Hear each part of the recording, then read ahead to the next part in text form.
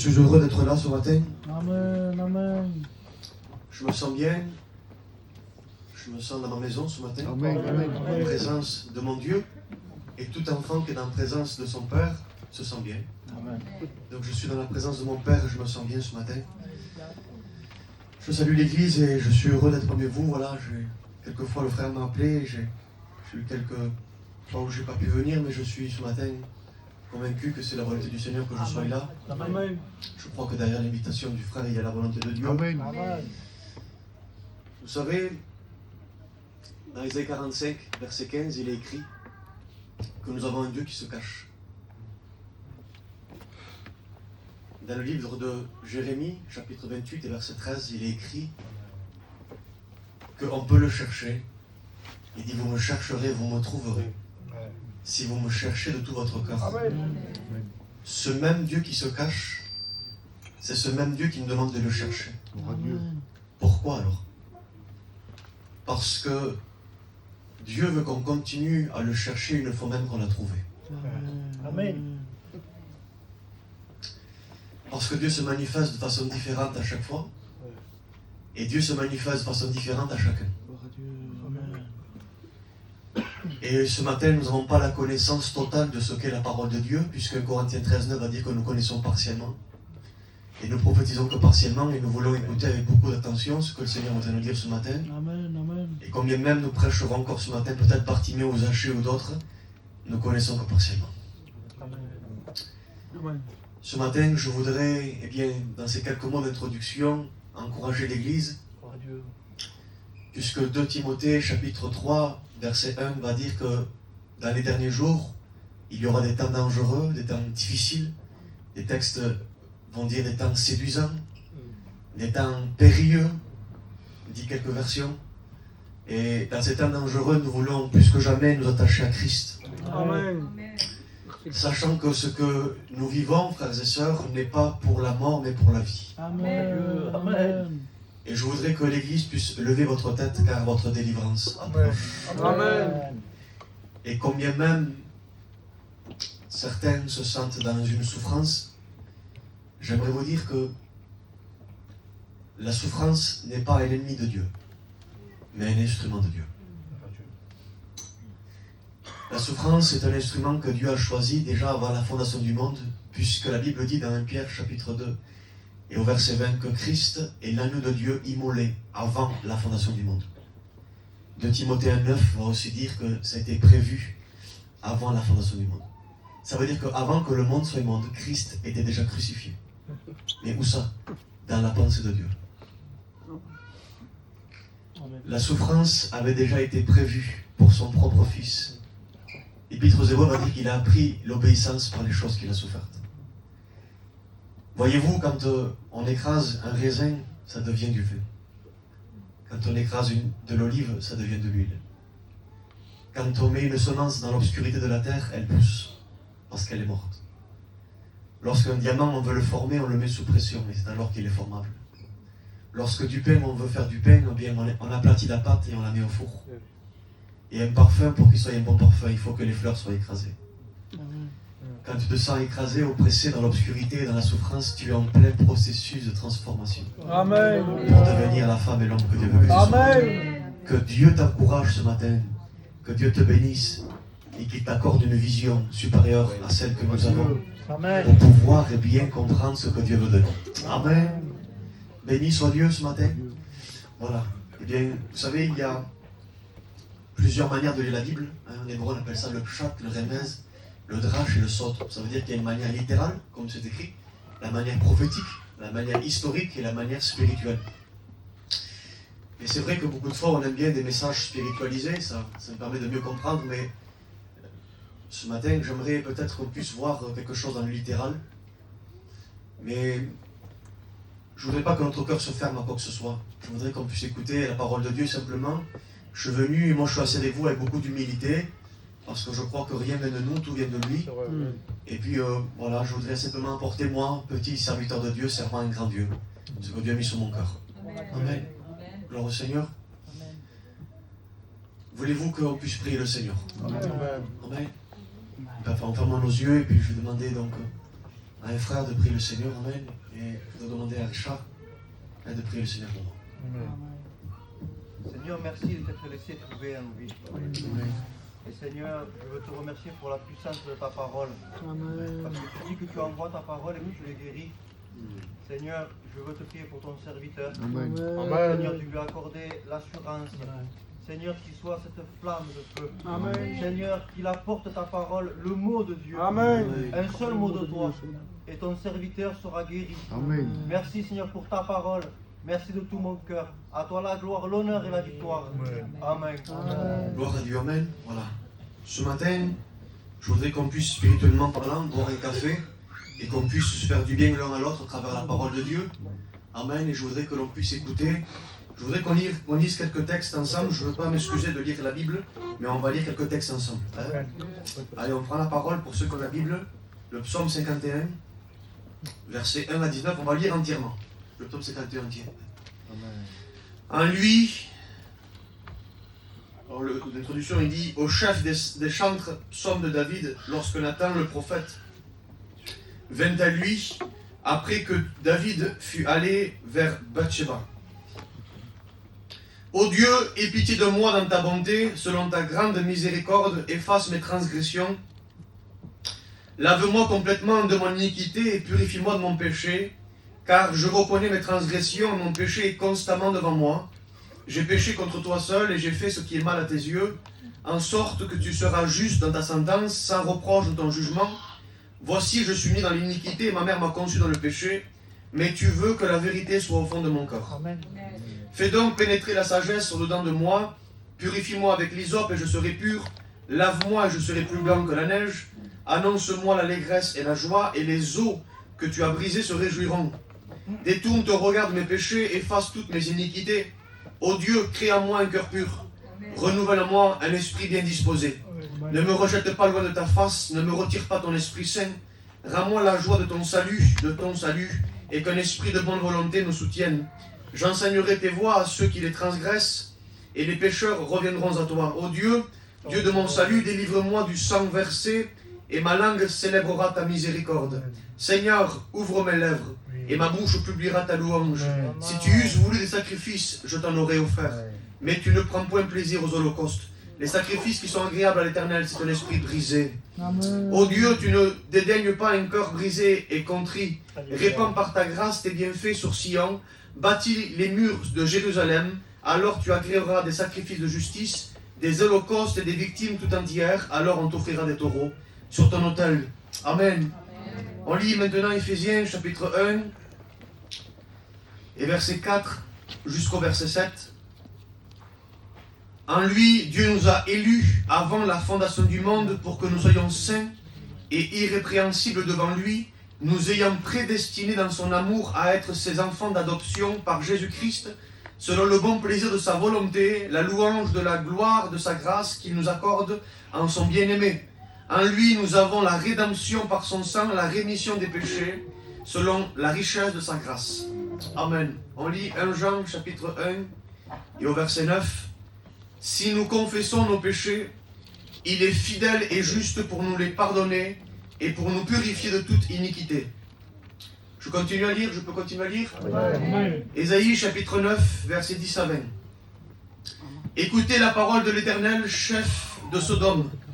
Prête l'oreille à la loi de notre Dieu, peuple de Gomorrhe. Qu'ai-je à faire de la multitude de vos sacrifices, dit l'Éternel. Je suis rassasié des holocaustes de béliers et de la graisse des veaux. Je ne prends point plaisir au sang des taureaux, des brebis et des boucs. Quand vous venez vous présenter devant moi, qui vous demande de souiller mes parvis?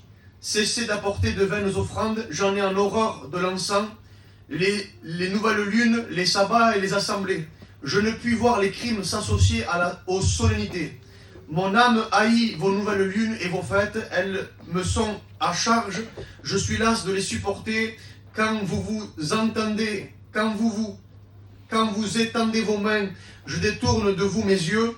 Quand vous multipliez les prières, je n'écoute pas. Vos mains sont pleines de sang. Lavez-vous, purifiez-vous, ôtez de devant mes yeux la méchanceté de vos actions. Cessez de faire le mal, apprenez à faire le bien. Recherchez la justice, protégez l'opprimé, faites droit à l'orphelin, défendez la veuve. Venez et plaidons, dit l'Éternel. Si vos péchés sont comme le cramoisi, ils deviendront blancs comme la neige. S'ils sont rouges comme la pourpre, ils deviendront comme la laine. Si vous avez de la bonne volonté, et si vous êtes docile, vous mangerez les meilleures productions du pays. Mais si vous résistez et si vous êtes rebelles, vous serez dévorés par le glaive, car la bouche de l'Éternel a parlé. Amen. On lit le dernier texte ensemble, le dernier texte. Matthieu chapitre 6, versets 14 à 15. Si vous pardonnez aux hommes leurs offenses, votre Père céleste vous pardonnera aussi. Mais si vous ne pardonnez pas aux hommes, votre Père ne vous pardonnera pas non plus vos offenses. Amen. Voilà, j'ai lu quelques textes et ça me réjouit de lire la Bible. Parce que ce que nous prêchons ce matin n'est pas le fruit de nos résultats intellectuels, si ce n'est que c'est écrit. Ce matin, je voudrais que l'on puisse voir ensemble le sujet de la repentance. Et je crois que le Seigneur va rétablir pas mal d'entre nous ce matin à travers la repentance. Parce que quelquefois, même quand on est mal, la solution c'est la repentance. On peut être fatigué, on peut être dans une souffrance et quelquefois de se repentir devant Dieu, c'est un moyen de restauration parce que la repentance n'est pas l'affaire d'une conduite de un jour, mais l'affaire d'une conduite de toute une vie. On ne s'est pas repenti une fois pour s'être repenti une fois, le jour où on s'est converti. On se repent tous les jours et ce matin, plus précisément, je voudrais vous parler des fausses repentances. Les fausses repentances, frères et sœurs, j'ai écrit ce message parce que souvent, il y a des personnes, peut-être même des chrétiens, qui supposent qu'ils sont pardonnés alors qu'ils ne sont pas vraiment pardonnés. Il ne faut jamais supposer que l'on est pardonné. Il faut en être sûr qu'on est pardonné. Mais on n'est pas sûr qu'on est pardonné parce qu'on a anesthésié notre conscience. On n'est pas sûr qu'on a été pardonné parce qu'on rassure notre entendement. On est sûr qu'on a été pardonné parce que notre pardon est en conformité avec les Écritures. Amen. Est-ce que ce matin, vous avez été pardonné? Est-ce que ce matin, tu es sûr, lorsque tu t'es tenu devant lui, devant Dieu, en disant « Seigneur, pardonne-moi », est-ce qu'il t'a vraiment pardonné? Amen. Ce texte-là, frères et sœurs, c'est écrit. Je voudrais m'asseoir avec vous et écouter parce que je ne l'ai pas encore assez digéré. Vous savez que, excusez-moi pour la parole, mais la vache, elle a 2 estomacs, elle digère 2 fois. Et je n'ai pas encore eu le temps de digérer une deuxième fois ce message parce que je l'ai reçu comme de la manne pour vous ce matin. Et j'aurais aimé le prêcher en ayant digéré encore un peu mieux, voyez-vous. Mais peu importe, c'est pas grave. Si quelquefois, eh bien, je bégaye et quoi que ce soit, le principal, c'est qu'on puisse comprendre la parole de Dieu. Vous êtes d'accord avec moi? Est-ce que tu es sûr que tu es pardonné? Mais tu viens de Samuel, mais qu'est-ce que tu dis là? Dieu, bien sûr, qu'il nous pardonne. On l'a lu dans 1 Jean, chapitre 1, verset 9, que si nous confessons nos péchés, il est fidèle et juste pour nous les pardonner. Écoutez, quand je lis la Bible, moi, je vois un Dieu qui n'accepte pas tout et qui pardonne partout. Le problème, c'est qu'aujourd'hui, l'évangile actuel a manifesté uniquement l'amour de Dieu. Et moi, j'ai peur d'un évangile où on manifeste l'amour de Dieu seul. Amen. Parce que l'Épître aux Hébreux va dire Dieu est aussi. Et Dieu est aussi saint, Dieu est aussi Amen. Juste, il est aussi sévère. Il dit considérer dans Romains, je crois que c'est 11, il dit considérer toute la sévérité et toute la bonté de Dieu. Amen. Amen. Donc je crois ce matin que nous devons comprendre quelque chose, c'est que comme Dieu est saint, que Dieu est juste et que Dieu n'est pas comme on l'a peut-être présenté dans certaines dénominations ou dans certains endroits, n'est pas un Dieu, pardonnez-moi Seigneur bisounours, mais Dieu n'agrée pas tout. Il y a des cultes qui sont faits pour Dieu mais sans Dieu. Il y a peut-être des choses des fois que nous croyons que nous avons reçues alors que nous n'avons peut-être pas véritablement reçues. Et savez-vous, frères et sœurs, il est possible que tu aies peut-être 10 ans de vie chrétienne et que tu n'aies pas été pardonné. Et si tu n'es pas pardonné, est-ce que tu peux aller au ciel? Dans les fausses repentances, on peut avoir des églises remplies, mais qui sont vides dans le corps parce que les vies ne sont pas transformées. Il y a pire qu'une église qui est vide en nombre, c'est une église qui est pleine en nombre, mais qui est vide de la présence de Dieu. Et ce matin, je crois que la présence de Dieu est parmi nous. Qu'elle est là, nous l'avons ce matin ressenti, mais peut-être qu'individuellement, peut-être ta vie n'a pas été peut-être touchée, de sorte que, eh bien, tu n'as pas reçu le pardon de Dieu. Certaines personnes viennent à la Réunion, mais il faut voir comment ils vivent en dehors de la Réunion aussi.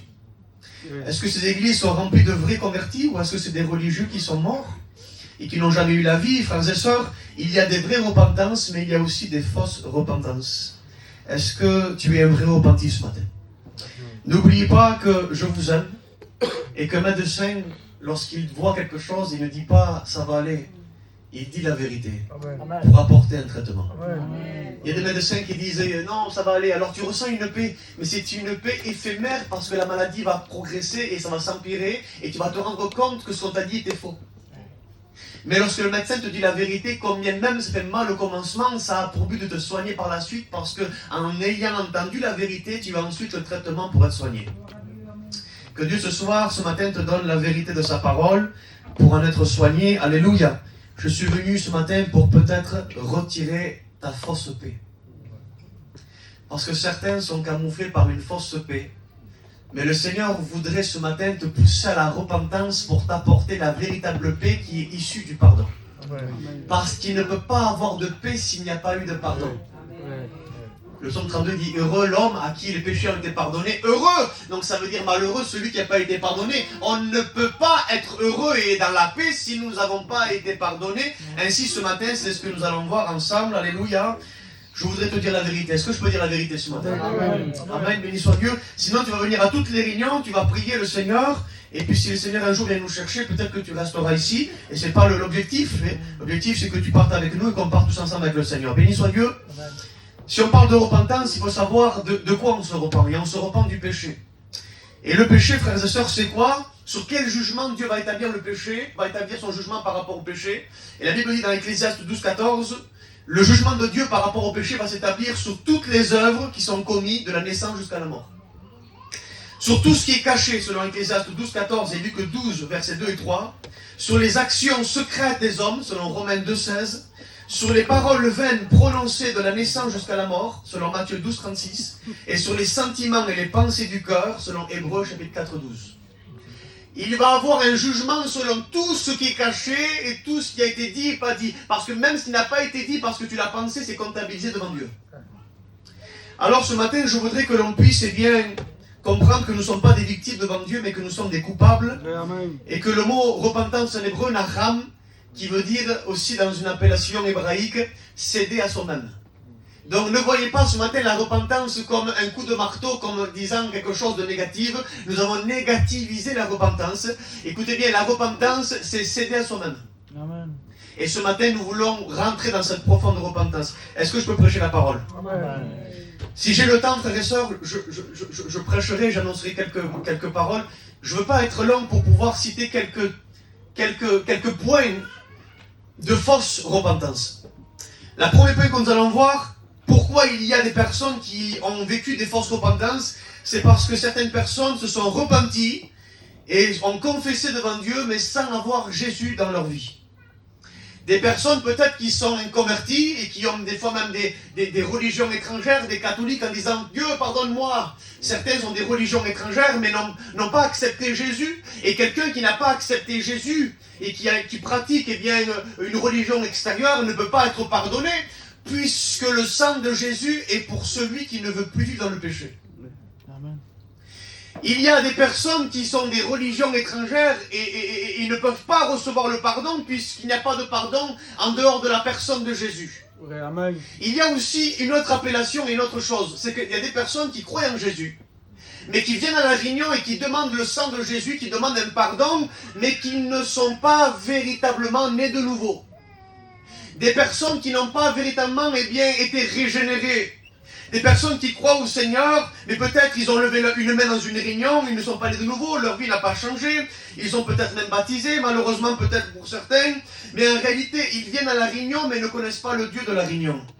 Ils supposent qu'ils sont sauvés parce qu'ils ont un poste, parce que leur prière a évolué avec le temps, parce que, avec le temps, ils ont une bonne relation avec le pasteur, mais en réalité, en se cachant derrière un foulard sur la tête ou une Bible sous le bras, il n'y a pas eu de régénération. Ils veulent un pardon de Christ, qui est la source de la rédemption, qui est la source du pardon, mais ne veulent pas de l'autorité de Christ.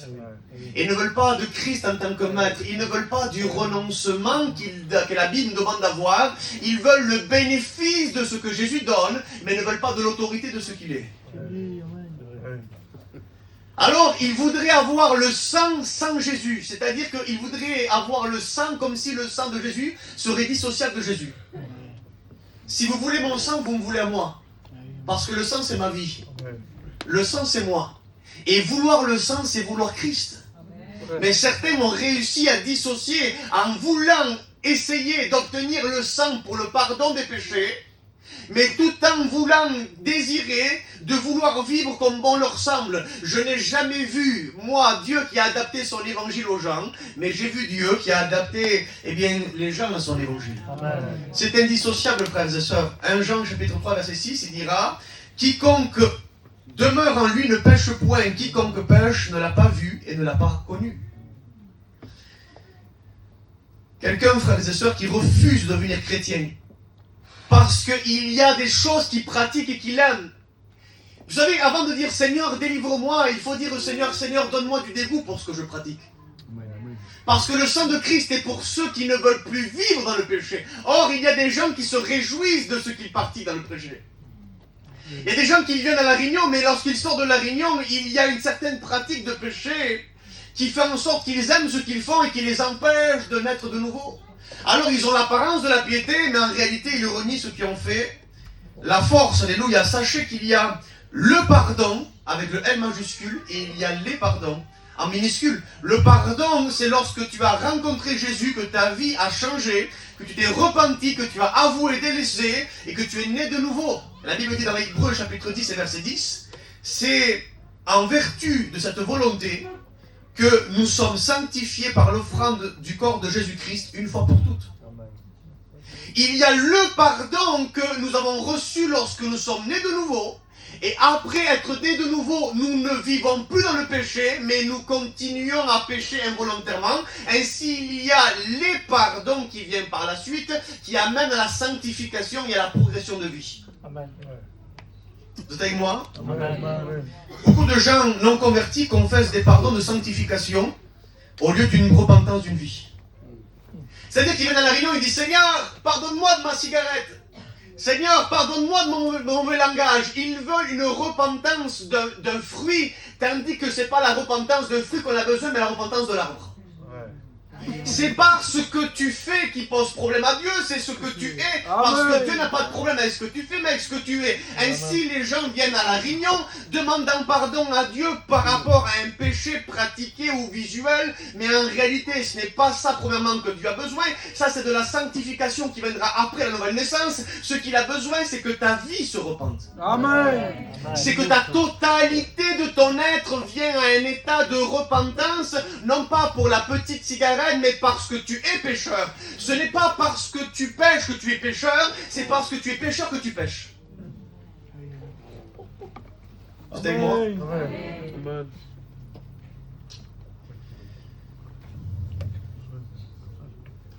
Certains ne se convertissent pas parce qu'au lieu d'annoncer une repentance, ils annoncent, écoutez bien ce que je vais dire ce matin. Ce que je vois, je constate, et c'est peut-être pas le cas ce matin ici, mais ce que je constate dans les églises, c'est qu'entre chrétiens, et surtout peut-être, entre chrétiens et des fois même dans certaines prédications, on annonce à l'évangélisation des moyens de sanctification au lieu de leur annoncer la repentance. C'est-à-dire qu'il y a des personnes que, pour être chrétien, ils comprennent, qu'ils disent « Ah, pour être chrétien, qu'est-ce qu'il faut faire? Il faut venir à la réunion, être fidèle, mettre un foulard sur la tête, mettre une tenue correcte, et puis faire ça et ça. » Il y a des œuvres de sanctification qu'ils ont fait avant la nouvelle naissance, tandis que ces œuvres doivent apparaître après la nouvelle naissance. Amen. On leur a annoncé la sanctification avant de leur annoncer la repentance. Ainsi, ces personnes se transforment en religieux qui ne sont jamais nés de nouveau, qui ressemblent à la totalité des chrétiens qui sont là, mais qu'en réalité vivent un poids sur les épaules et un fardeau, parce qu'il n'y a pas plus dur que de vouloir vivre une vie chrétienne sans avoir la nature de la vie chrétienne. Mais il n'y a pas plus facile que de vivre la vie chrétienne en ayant la nature de la vie chrétienne. Apocalypse, chapitre 22, verset 11, la Bible dit que celui qui est souillé se souille, mais que celui qui est saint se sanctifie. Parce que celui qui est souillé ne peut pas faire autre chose que se souiller, et celui qui est saint ne peut pas faire autre chose que se sanctifier. Le problème, c'est la nature en réalité. Le péché est une nature. Éphésiens 2, il dira car nous étions autrefois par nature enfants de la colère. Le péché est une nature en quelque sorte. Et beaucoup, j'ai vu beaucoup ça, beaucoup croient avoir reçu le pardon de leurs péchés parce qu'ils pensent qu'ils sont chrétiens alors qu'ils ne le sont pas. Et il n'y a pas plus dangereux que ça parce que celui qui séduit ne sait pas qu'il est séduit. Juge chapitre 16, la Bible dit que Samson s'est endormi sur les genoux de Dalila et puis il ne s'est pas rendu compte. Il dit, je m'en sortirai comme les autres fois. Celui qui est séduit ne sait pas qu'il est séduit. Il y a un aveuglement complet. Et puis la sœur a prié ce matin, Apocalypse 3, l'église d'Odyssée est complètement aveuglée. Il dit je suis enrichi, je suis fort, je suis riche. Il dit, tu ne sais pas. Béni soit Dieu. Certains pleurent parce qu'ils n'arrivent pas à se sanctifier. Ils tombent encore dans le péché, dans l'incompréhension, la déception, le découragement. Le problème, c'est que tu te repens de péché de sanctification au lieu de te repentir par rapport à une vie de péché, par rapport à toi-même, le fruit de ce que tu es. Des personnes, frères et sœurs, qui ils veulent se sanctifier, mais c'est comme un léopard. Ils voudraient retirer leurs taches, mais ils sont toujours léopards. Ils voudraient plus avoir la couleur noire, mais ils sont toujours éthiopiens. Ils voudraient plus être dans l'eau, mais ils sont toujours poissons. C'est-à-dire que si la nature n'a pas été transformée, Dieu ne peut pas accorder le pardon, parce qu'il n'y a pas de pardon pour celui qui veut continuer à vivre dans le péché. Amen. Amen. Tu t'approches de Jésus pour toujours demander, mais pas pour être changé. Certains dans nos églises sont présents car ils sont passés par la fenêtre de l'invitation, tandis que d'autres sont présents parce qu'ils sont passés par la porte de la conversion. J'aimerais te dire ce matin par où tu es rentré. Pas rentrer dans cette église, rentrer dans l'évangile. Dans quelle porte? Parce que peut-être qu'il serait temps de pouvoir ressortir et rentrer par la porte. Qui est le Christ, alléluia. Parce qu'il n'y a pas de pardon en dehors de Jésus. Donc si tu n'es pas né de Dieu, tu accumules péché après péché. Et même si chaque soir tu demandes pardon à Dieu, tu n'es pas pardonné. Parce que Dieu pardonne uniquement celui et celle qui en son Fils Jésus-Christ. Et nous ne sommes pas sauvés par nos œuvres. Si tu n'es pas né de Dieu, même que tu pries, même que tu jeûnes, même que tu lis la Bible, même que tu connais, même que tu donnes ton offrande, tu n'es pas pardonné par ce que tu fais. Mais tu es pardonné parce que tu es né de nouveau dans la personne de Jésus, parce que le sang t'a purifié. Donne ta vie à Jésus ce matin. Amen. C'est bizarre, ça vient dans un culte. Je voudrais te dire une parole. Donne ta vie à Jésus. Amen. Donne ta vie entièrement, de sorte que ce n'est plus toi qui dirige ta vie, mais que c'est la parole qui dirige ta vie. Amen. Apocalypse 19, 13, il était revêtu d'un vêtement teint de sang. Son nom est la parole de Dieu. Amen. C'est à la nouvelle naissance que tu obtiens le pardon, qui est la transformation de ta vie, pour ensuite marcher dans la sainteté. Hébreux 12, 14, il va dire, recherchez la paix avec tous, et la sanctification sans laquelle nul ne verra le Seigneur. Samuel, comment on fait pour savoir si on est né de Dieu? La Bible répond. 1 Jean 4,1, il dira qu'il aime. Celui qui est né de Dieu, il aime. Il aime. La première chose que le Saint-Esprit dépose dans notre cœur, selon Galates 5,22, c'est l'amour. Celui qui est né de Dieu aime. Il aime son frère. Celui qui est né de Dieu, 1 Jean chapitre 4 et chapitre 3 et verset 9, il dira qu'il ne pêche plus. Celui qui est né de Dieu ne peut plus et ne veut plus parce que la semence de Dieu demeure en lui. Celui qui est né de Dieu aime pratiquer la justice. C'est marqué dans 1 Jean chapitre 2 verset 15. Il dit qu'il pratique la justice. Celui qui est né de Dieu n'aime pas le monde, ni ce qu'il y a dans le monde. 1 Jean chapitre 2 verset 15. Donc celui qui est né de Dieu, ça se voit parce qu'il a le fruit d'une nouvelle naissance. Et c'est pas qu'une visuelle extérieure, si ce n'est que c'est à l'intérieur et surtout lorsqu'il est chez lui et qu'il est seul. Avec sa femme, ses compagnons, sa compagne, et puis tous ceux qui l'entourent, qui le connaissent profondément. Alléluia. Amen. Que le Saint-Esprit ce matin te donne la force, alléluia, de te repentir. Alléluia. Vous savez que quelquefois, frères et sœurs, on empêche des païens de se convertir. On les empêche de se convertir parce qu'ils voient l'exemple d'une femme qui n'a pas rencontré Dieu, mais qui a toute l'apparence d'avoir rencontré Dieu et qui vit un évangile très lourd, très difficile. Un évangile pesant. Alors, les inconvertis, ils croient qu'elle est convertie. Elle vient tout le temps à la réunion, elle a un foulard, elle lit la Bible, et peut-être même qu'elle est baptisée. Mais elle n'a pas rencontré Dieu en réalité. Et elle vit un évangile lourd, et c'est un fardeau l'évangile. Alors, ça ne donne pas envie à certains inconvertis de vouloir s'approcher de Dieu lorsqu'il y a une personne qui a peut-être l'apparence de la piété, mais qui n'est pas vraiment convertie. Amen. Je voudrais que l'on puisse voir un second point. On peut voir un second point? Amen. Numéro 1. Une fausse repentance qui est due à un manque de nouvelle naissance. Numéro 2. S'approcher de Dieu pour obtenir son pardon sans croire pleinement, sans être convaincu qu'il peut te pardonner. On ne peut pas recevoir le pardon de Dieu lorsqu'une personne est dans une culpabilité. Mais pas une culpabilité dans le bon sens, mais dans le mauvais sens. Certaines personnes ont tellement de regrets, ont tellement été déçues d'eux-mêmes, ont tellement péché, ont tellement de culpabilité, et la culpabilité est tellement grande qu'ils limitent la grâce de Dieu. Dieu ne les pardonne pas, non pas parce que leur péché est grand ou parce que leurs péchés sont nombreux. Dieu ne la pardonne pas parce que leur incrédulité est grande. Parce qu'en réalité, là où le péché abonde, la grâce de Dieu surabonde, et Dieu pourrait les pardonner, mais eux ne croient pas que Dieu peut les pardonner. Et sans la foi, il n'est pas possible d'être agréable à Dieu. C'est pour ça qu'il y a des personnes qui, à cause d'une culpabilité, au lieu de saisir la bonne part et de se repentir, ils sont en train de s'éloigner petit à petit de Dieu, voire même de l'Église. C'est comme un malade qui sort de l'hôpital parce qu'il ne veut plus l'hôpital. Écoute, si ce matin tu es malade, ne sois plus dans la culpabilité, rentre dans l'hôpital, on va te soigner. Il y a des fois des culpabilités très grandes, et ainsi ce que tu redoutes arrive, puisque Job, chapitre 3, verset 25, va dire « Ce que je crains, c'est ce qui m'arrive, et ce que je redoute, c'est ce qui m'atteint. » Et des fois, ce que tu redoutes, c'est ce qui t'atteint. Tu dis « Seigneur, non, tu ne me pardonneras pas, c'est trop grand ce que j'ai fait, c'est trop important. Non, non, Seigneur, c'est trop difficile en quelque sorte. » Mais le bandit, qui était à la croix du calvaire, lorsqu'il était à côté de Jésus, lorsque tu vois qu'il y a un état de repentant dans son cœur, Jésus ne lui a pas parlé de son vol, il lui a parlé du paradis. On peut commettre le péché. Dieu peut pardonner le plus grand des bandits. Il peut le pardonner. Son sang est purificateur. Il peut le faire. Mais certains n'ont pas la foi pour recevoir ça. Croyez-vous que Dieu peut vous pardonner? Est-ce que vous le croyez ça? Est-ce que vous croyez que Dieu peut vous pardonner? Amen. Comment ça se fait alors que tu redemandes pardon de quelque chose qu'il a oublié?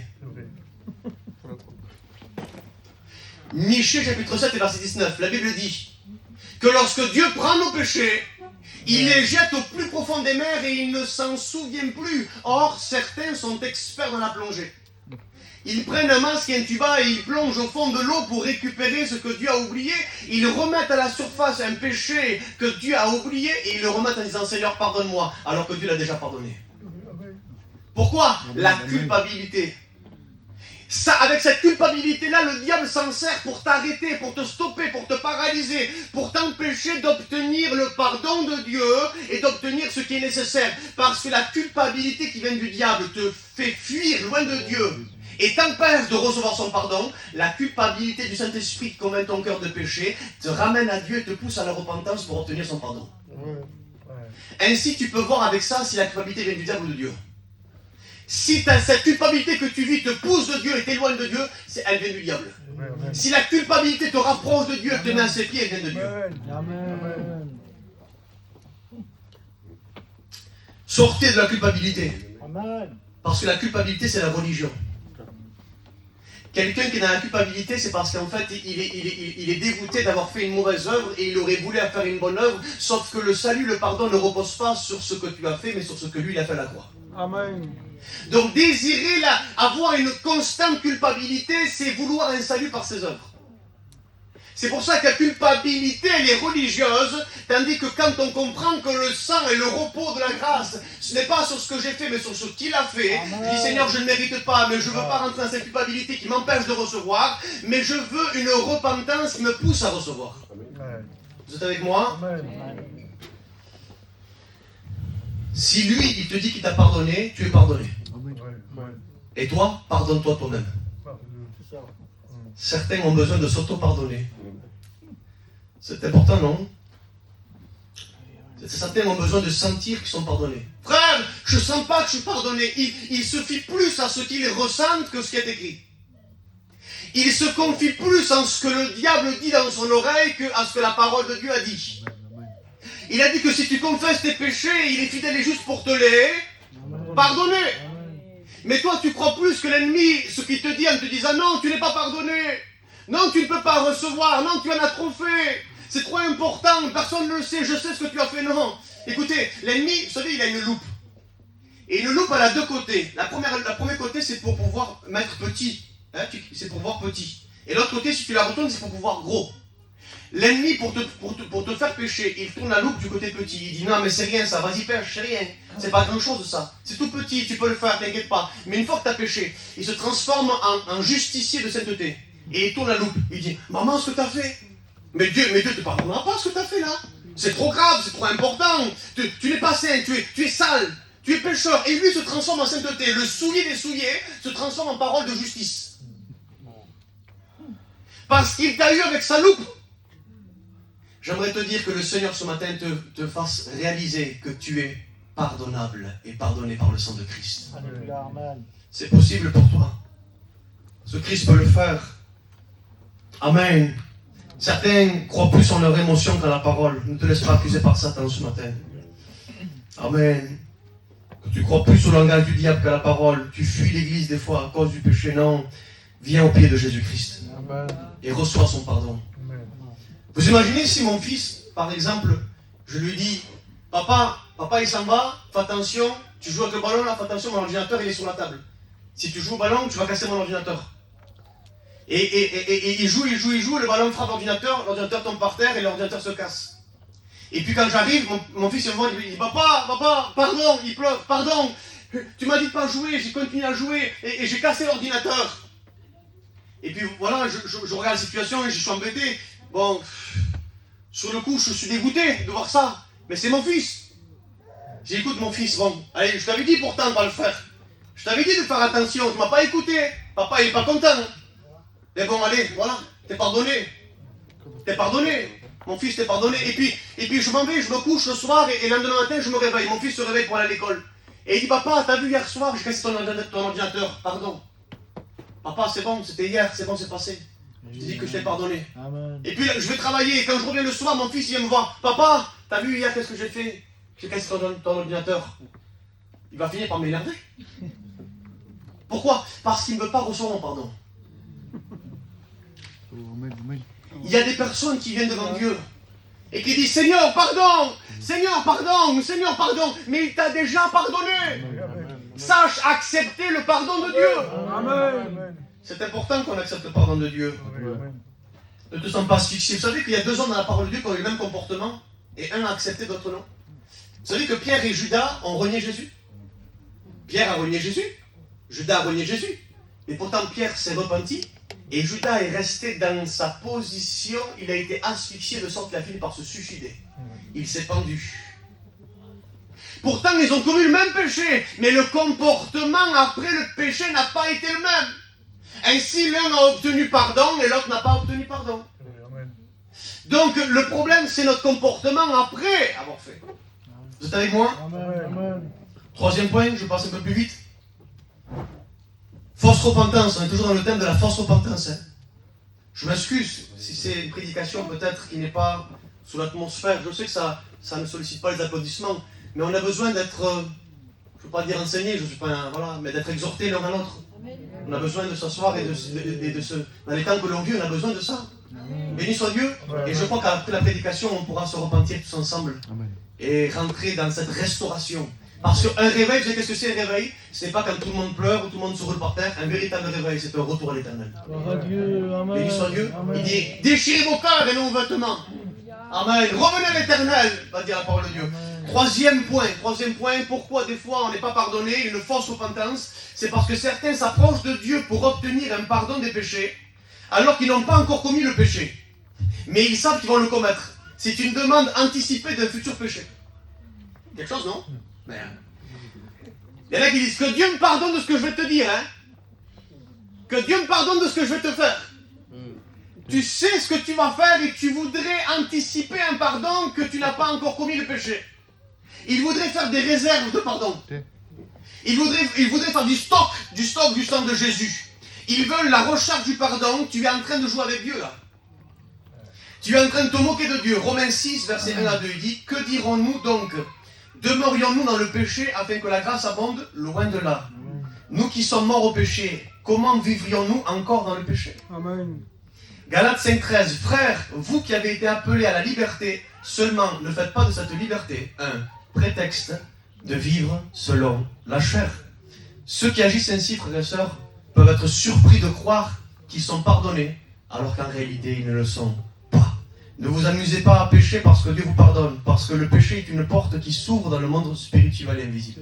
C'est vrai, amen. Vous savez que derrière les péchés, il y a des portes spirituelles qui s'ouvrent. Derrière le péché, ça ouvre des portes des fois à des actions démoniaques et diaboliques qui peuvent vraiment faire du mal. Ne vous amusez pas à pécher en disant que Dieu me pardonnera. Vivez dans la sainteté. Préservez-vous dans la personne de Christ. Alléluia. Tu dis, je veux le faire et Dieu me pardonnera. Mais pendant que tu le fais, est-ce que tu sais ce qui s'est passé dans le monde invisible? Fais attention aux conséquences qui peuvent s'en suivre. Je peux continuer? Amen. 4e point. Je passe vite. Je voudrais qu'on en envoie quelques-uns. S'approcher de Jésus pour obtenir un pardon de sa part, mais à travers une repentance générale, sans confession précise, ciblée et sincère. C'est-à-dire qu'aujourd'hui, frères et sœurs, j'ai entendu beaucoup de fois ça dans les assemblées. Seigneur, pardonne-moi de mes péchés. Amen. Seigneur, pardonne-nous de ce qu'on a fait. Non, non. Amen. Amen. Nous avons généralisé le pardon. Non. Prie pour toi. Amen. Moi, je n'étais pas là quand tu as péché toi. Amen. Parce que tu crois que je pêche comme... Non, moi, je pêche pas comme ça. Toi, tu pêches comme ça. C'est pas moi, c'est toi. Et puis, Seigneur, pardonne-moi de mes péchés. Non, non. Seigneur, pardonne-moi, j'ai volé. Seigneur, pardonne-moi, j'ai menti, j'ai convoité. Pardonne-moi, ce que j'ai fait, c'est ça et ça et ça. Il manque de la précision dans nos prières de repentance. Ce sont devenus des prières de repentance générale qui englobent un peu tout, pour ne pas trop parler, pour ne pas trop exprimer, parce que sinon ça va trop nous humilier devant les gens. Et puis j'ai même remarqué en réalité que certains se servent même de la repentance comme un moyen orgueilleux pour montrer qu'ils sont spirituels, mais ils ont généralisé la repentance. Vous savez qu'on peut s'orgueillir de ça, s'orgueillir de dire Seigneur, pardon, ça fait bien, ça fait spirituel, ça fait bien. Mais quelqu'un qui confesse son péché devant l'assemblée, la parole de Dieu le dit, il dit confessez-vous les uns les autres. Amen. Celui qui confesse son péché devant l'assemblée, ça l'a humilié de sorte que l'orgueil ne peut pas sortir de la repentance. Vous êtes avec moi? Amen. Beaucoup de personnes prient trop globalement. Hein? Certains disent Seigneur pardonne-nous, non. Hein? Pardonne-nous, pardonne. Que Dieu nous donne la possibilité de comprendre que nous devons manifester une prière qui sort du cœur et individuelle. Vous savez, c'est un petit peu comme des personnes quand on allait à l'école autrefois et qu'on avait par exemple une mauvaise note, on avait 2 sur 20. Et quand on rentre à l'école et qu'on dit maman, j'ai eu 2 sur 20, mais même le premier de la classe, il a eu 4 sur 20. Comment quoi? Comme en disant, maman, c'est la généralité, hein. Même qu'on a une mauvaise note, c'est la généralité, tout le monde a une mauvaise note. On voudrait s'introduire dans la majorité pour se faire comprendre. Pour pas être sanctionné. Pour pas qu'on soit repris. Tandis qu'on peut dire non, j'ai eu une mauvaise note, c'est moi qui l'ai eu. C'est pas l'assemblée générale, c'est moi qui ai eu une mauvaise note. Est-ce que vous comprenez ça? Amen. Il dit ça pour qu'on puisse banaliser. Ils se mettent dans la majorité. Seigneur, pardonne les péchés de cette église. Non, tes péchés à toi. Ne croyez pas aussi que certains sont dominés par des péchés tandis que d'autres ne le sont pas. Béni soit Dieu. Dans le psaume 51, il est écrit que David a eu un péché avec Bersheba. Avec Bathsheba. Il a eu un péché avec elle. Ça a été notifié, ça a été noté. Béni soit Dieu. Dis Seigneur, j'ai haï. Dis Seigneur, j'ai eu de la rancœur. Dis Seigneur, j'ai eu ça. Sois précis dans ta prière. Amen. 5e point. Encore une fausse repentance, c'est de s'approcher de Dieu pour obtenir un pardon de sa part, mais la personne qui demande un pardon n'a pas elle-même pardonné. Matthieu 6, nous avons lu, si vous pardonnez aux hommes leurs offenses, votre Père Céleste vous pardonnera aussi, mais si vous ne pardonnez pas aux hommes, votre Père Céleste ne vous pardonnera pas non plus vos offenses. Nous sommes le temple Saint-Esprit, frères et sœurs. Imaginez que dans la salle ici, on met des brebis, on met des animaux, on met pardonnez-moi, des cochons, Imaginez-vous qu'on commence à prier là. Ça va être compliqué, non, de prier comme ça. Avec le bruit qu'il va avoir, avec l'odeur qu'il va avoir, ça va être compliqué de prier dans une pièce comme ça où il y a des animaux. Et la Bible dit que nous sommes le temple de cet esprit. Quand nous avons dans notre cœur des prisonniers, des chrétiens, c'est des brebis que nous avons fermés dans notre cœur. Quand nous avons de la rancœur contre des inconvertis, ce sont des truies que nous avons enfermés dans notre cœur. Et ainsi nous prions alors qu'il y a du bruit dans notre cœur et qu'il y a de l'odeur. Et des personnes veulent obtenir pardon de Dieu, sauf que Dieu te pardonne à la mesure de ce que tu pardonnes. Il dit pardonne-nous, Matthieu 6, 12, pardonne-nous comme nous pardonnons à ceux qui nous ont offensés. Ça veut dire qu'il nous pardonne à la mesure de ce que nous pardonnons. C'est pour ça que la Bible dit, Matthieu 7, 2, car on vous jugera du jugement dont vous jugez, et on vous mesurera avec la mesure dont vous avez mesuré. Alléluia. Il est possible que tu viennes à la réunion et que ça fait 5 ans que tu viens à la réunion, 5 ans que tu es chrétien, que tu es là, et ça fait 5 ans que tu n'as pas pardonné quelqu'un parce qu'il t'a fait du mal, parce qu'il t'a volé, parce qu'il t'a parlé dessus, parce qu'il t'a calomnié. Ça veut dire que pendant ces 5 ans que tu n'as pas pardonné, ça fait 5 ans que Dieu ne t'a pas pardonné encore. Et on peut venir à la réunion, croire que l'on est pardonné. Croire que si le Seigneur vient nous chercher, le pardon est salutaire. Les frères, si je me trompe, vous me le dites à la fin. Le pardon est salutaire. Et un non-pardon empêche une personne de recevoir le pardon de Dieu. On ne veut pas offrir notre petit pardon imparfait, mais on voudrait recevoir le pardon parfait du ciel. Même si peut-être la personne ne le mérite pas, celui qui te demande le mérite. Amen. Il est important de le faire et de le faire avec un cœur qui est vrai. Alléluia. Mais oui, mais Samuel, il m'a fait du mal. J'ai raison dans ce que je fais. Mais nous, on n'a pas fait du mal à Jésus. On n'a pas fait du mal à Dieu par nos péchés. Et pourtant, il a dit, Père, pardonne-leur. Ils ne savent pas ce qu'ils font. Tu as obtenu un pardon, toi qui as fait du mal à la divinité. Et nous sommes appelés chrétiens, petits Christ, nous devons faire pareil. Amen. Nous aussi, nous avons été offensés, nous avons été blessés. Pardonnons. Véritablement pour être pardonnés. 1 Jean 4,20, il dit, si quelqu'un dit j'aime Dieu et qu'il haït son frère, c'est un menteur, car celui qui n'aime pas son frère qu'il voit, comment peut-il aimer Dieu qu'il ne voit pas? Amen. Il y a des personnes qui jeûnent, certaines personnes vont jeûner, et ils jeûnent pour être, certains jeûnent pour être pardonnés. Ils jeûneraient pour être pardonnés, tandis que c'est parce qu'on est pardonné qu'on jeûne. Ils voudraient jeûner pour être pardonnés, tandis que c'est parce que je suis pardonné que je peux jeûner. Ainsi, pourquoi je dis ça? Parce que si on est pardonné et qu'on peut jeûner, alors certaines personnes, c'est la même chose. Tu ne peux pas prier comme ça si tu n'as pas pardonné à des gens qui t'ont offensé. Amen. Béni soit Dieu. Je peux dire encore un point? Amen. Voilà, excusez-moi, je découvre aussi le message avec vous en même temps. Hein. J'ai pris quelques heures pour le taper, mais je voudrais que ça me fasse du bien l'un à l'autre ce matin. Amen. Excusez-moi si je suis peut-être un petit peu long. 6e point, 6e fausse repentance, c'est de s'approcher de Dieu pour obtenir un pardon avec une repentance sans tristesse. 2 Corinthiens 7,10, ça lui est dit, en effet, la tristesse selon Dieu produit une repentance à salut dont on ne se repent jamais. Jacques 4, verset 9, il dit, sentez votre misère, soyez dans le deuil et dans les larmes, et que votre rire se change en deuil et votre joie en tristesse. Dieu cherche des cœurs brisés, mais les gens se sont habitués à se repentir de sorte qu'ils ont oublié que ce qu'était la repentance et la manière dont elle devait être accompagnée. Les gens ont oublié comment on devait se repentir. Ils sont tellement habitués à dire Seigneur, pardon, bonne nuit, Amen, qu'ils ont oublié la manière dont on devait se repentir. Vous imaginez si mon fils il pêche devant moi, contre moi, et il me demande pardon, mais d'un air un petit peu par courtoisie, vous savez, pour que je ne punisse pas, quoi. Il me demande pardon, voilà, avec presque un sourire, presque vite fait comme ça, voilà, il vient de faire quelque chose, une bêtise grave. Je dis, fais pas ça, il a péché contre moi en quelque sorte, il m'a désobéi, et puis il vient devant moi, et puis il me dit un pardon, mais tu sais, voilà, entre deux, quoi, on va dire. Quel comportement on aurait vis-à-vis de mon fils? Papa, t'as pas compris? C'est pas un pardon comme ça que je veux là. Ton comportement, il me plaît pas, même que ta bouche, elle dit pardon. Mais il n'y a pas une démonstration intérieure de ce que tu ressens, quelque chose. La repentance en grec, metantia, ça veut dire changement de comportement, changement de mentalité, ressentir un grand chagrin, état de deuil. Quand on demande pardon à Dieu, c'est un état de deuil. Pardonnez-moi peut-être pour ceux qui sont en deuil ce matin. C'est un deuil intérieur spirituel. La repentance en hébreu, shabar, être brisé de l'intérieur, se lamenter profondément devant son péché. En latin, c'est rapainer. Ça veut dire regretter, remords, douleur, souffrance intense et interne. Une souffrance intérieure. La repentance n'est pas simplement un pardon de la bouche en disant Seigneur pardon, mais il est un déchirement intérieur. Un état de cœur profond, un regret intense d'avoir offensé la sainteté de Dieu à cause de notre péché.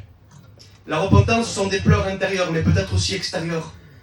Parce que des fois, ce qu'on ressent à l'intérieur va s'extérioriser. Il y en a qui pleurent des fois, et on croit qu'ils sont baignés à la réunion.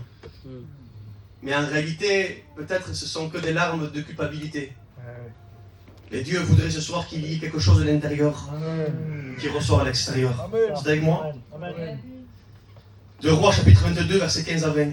Parce que tu as déchiré tes vêtements et que tu as pleuré devant moi. Moi aussi j'ai entendu, dit l'Éternel. C'est pourquoi je te recueillerai et tu seras en paix. Joël 2,12, déchirez vos cœurs. Il faut un déchirement intérieur. Si tu n'es pas triste quand tu pêches, alors tu continueras à pécher.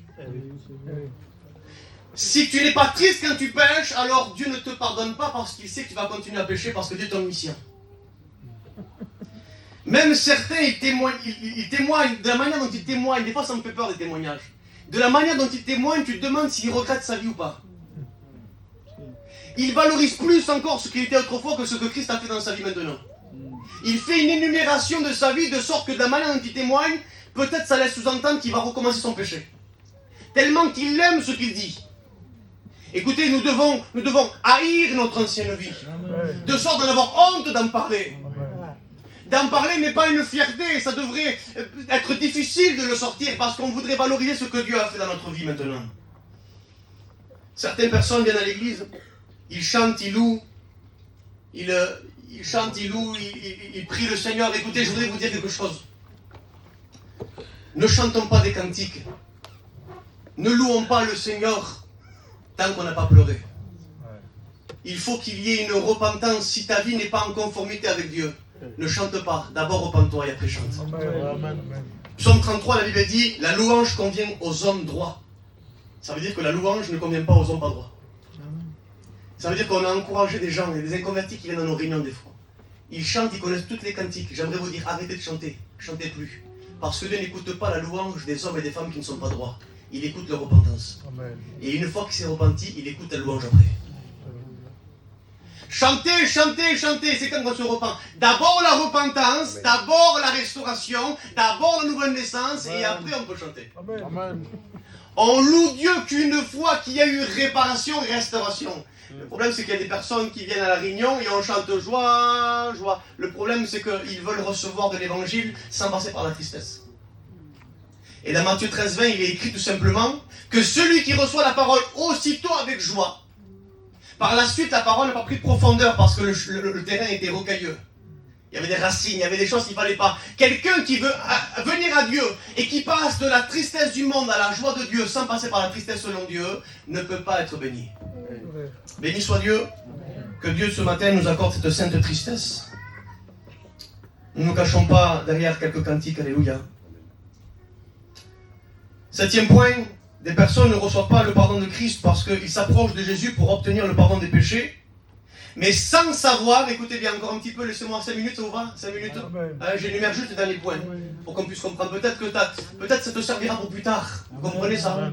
Des personnes veulent recevoir le pardon des péchés, mais sans savoir et sans être convaincus que ce qu'ils pratiquent, c'est péché. Ça veut dire que ils veulent quelquefois recevoir un pardon, mais ils le disent par conformité. Ils ne sont pas convaincus de ce qu'ils disent. Parce qu'il y en a, pour certains, que de mentir sur un papier en disant que la femme elle est seule pour avoir plus d'argent, c'est pas péché ça. Il y en a que danser dans un mariage, pour eux, c'est pas péché. Il y en a que, peut-être, en quelque sorte, de pouvoir frapper sa compagne pour pouvoir peut-être établir un ordre dans sa maison, pour eux, c'est pas péché. Tandis que pour moi, arrivé à ce stade-là, selon l'enseignement de la parole de Dieu, ma femme c'est mon corps, ma femme c'est moi, puisque nous formons qu'un seul corps, et la frapper c'est me frapper à moi. Mais pour certains, c'est comme de l'éducation ça. Parce qu'ils ne considèrent pas que ce qu'ils font est péché. Alors comme ils ne considèrent pas que ce qu'ils font est péché, comment voulez-vous qu'ils soient convaincus de quelque chose qu'ils ne croient pas que c'est péché?